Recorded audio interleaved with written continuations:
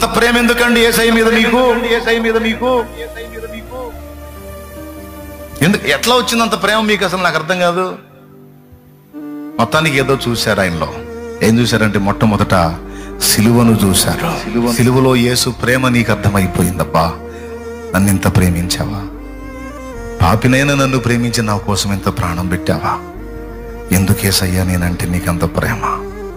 అక్కడ ప్రేమ మొలకెత్తింది నీలో.